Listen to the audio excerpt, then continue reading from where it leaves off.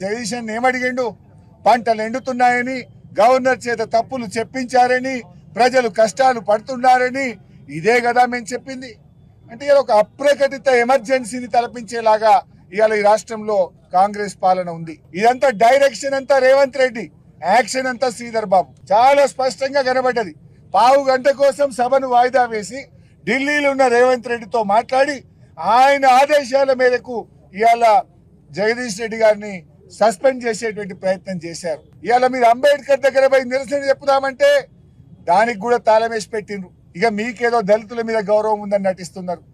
ప్రపంచంలో ఎక్కడ లేని విధంగా కేసీఆర్ గారు ఇంత పెద్ద విగ్రహం కట్టిస్తే ఆ అంబేద్కర్ కు నివాళులు అర్పించడానికి, ఆ అంబేద్కర్ కు దగ్గరికి వచ్చి చూడడానికి వచ్చే వాళ్ళకు చూడకుండా అంబేద్కర్ ను ఇవాళ బందీ చేసే ప్రయత్నం చేసిండ్రు.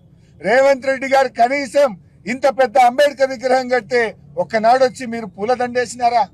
ఇంకా మీరు దళిత జాతి మీద గౌరవం ఉన్నట్టు, మీకేదో ప్రేమ ఉన్నట్టు దాన్ని అడ్డం పెట్టుకొని ఇవాళ మా జగదీష్ రెడ్డి గారిని సస్పెండ్ చేసే ప్రయత్నం చేసినారు. సభలో ఎప్పుడైనా ఇలాంటి పరిస్థితి వస్తే ఫ్లోర్ లీడర్స్ అభిప్రాయం తీసుకుంటారు.